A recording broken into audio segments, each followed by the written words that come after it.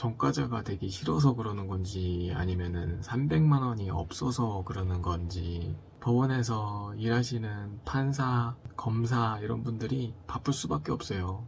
그 정식 재판에 대한 결론이 나왔어요. 그런데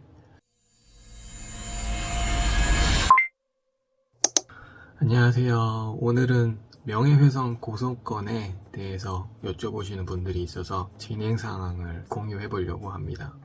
명예훼손으로 왜 고소를 당했는지, 그리고 제가 왜 고소를 했는지에 대한 거는 요 위쪽에 영상을 보시면은 아실 거고,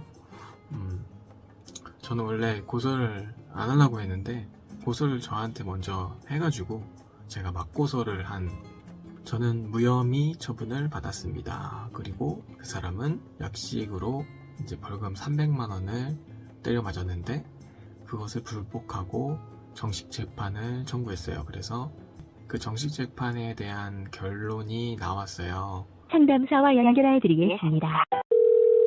구약시 이제 구정이라고 하면 구약시 기소가 돼서 피의자가 정식재판을 청구한 걸로 보이는데요. 네. 얼마로 선고됐어요? 네, 벌금 금액은 300만 원입니다. 네, 지금 피고인이 항소해서 5월 3일 날짜로 항소까지 접수된 상태입니다. 약식으로 300만 원 벌금을 받은 거를 이제 정식 재판에서 확정을 했어요. 그래서 똑같이 벌금 300만 원 벌금을 내라라고 판정이 됐었고, 근데 이 사람이 그거를 인정을 또 못해서 인정을 안 한다고 했겠죠. 그래서 또 항소를 했어요. 대구지방법원 항소부로 이송이 된다고 하더라고요. 참 질깁니다. 아주 그냥 명예훼손 고소를 했는데 이 결론이 이렇게 질질 끌 수 있는지, 지금 몇 년인지 모르겠는데 횟수로 약식 300만 원을 받았고 정식 재판에서도 또 300만 원 확정이 됐는데 그 벌금 내기 싫어가지고 또 항소를 해. 전과자가 되기 싫어서 그러는 건지 아니면은 300만 원이 없어서 그러는 건지 법원에서 일하시는 판사, 검사 이런 분들이 바쁠 수밖에 없어요. 계속 이런 잡다구리한 거를 계속 항소하고 이러니까 뭐 진짜 억울한 사람도 있겠죠.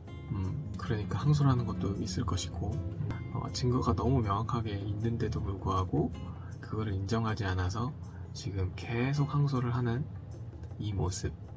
아마 그 마을 사람들이 이거 보면은 아마 혀를 찰 거라고 저는 생각이 됩니다.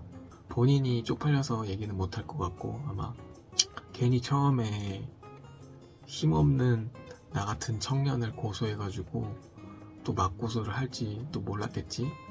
그쵸?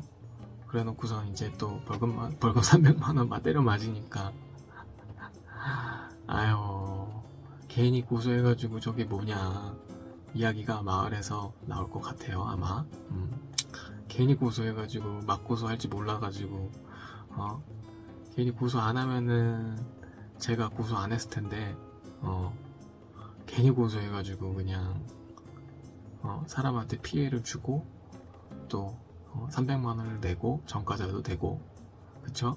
그러니까 왜 사람을 건드리냐고. 그냥 고소하지 말고 그냥 가만히 있지. 어디서 들은 건지 누가 시켜서 그러는 건지 고소해가지고 왜 맞고소를 하게 만들고 벌금도 내고 전과자도 되고, 이게 뭐야? 마을 사람들한테 웃음거리나 되고. 보니까 아는 변호사 동생이 있어서 좀 물어봤는데 계속 항소를 하면 벌이 더 커질 수도 있다고 하더라고요. 이게 어떻게 보면 계속 이 사건을 계속 맡아야 될 사람이 생기는 거고 처리해야 되는 부분이 생기는 건데, 계속 항소를 쓸데없이 하니까 가중처벌이 될 수 있다는 얘기를 하더라고요.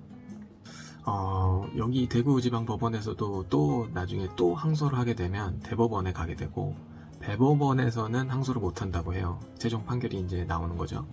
이렇게 지금 명예훼손 고소를 처음 해봤는데 법원도 처음 가고, 이것 때문에 경찰서도 처음 가서 고소장도 내보고 참 좋은 경험을 하고 있습니다. 제가 우리나라만 그러는 건지 모르겠는데, 뭐 살인사건도 아니고 뭐 매덕 사기친 것도 아니고 뭐 하니까 뭐 바로 결론 나오는 거는 아닌 건 알겠는데, 그래도 그렇지 이건 너무 심한 거 아닙니까?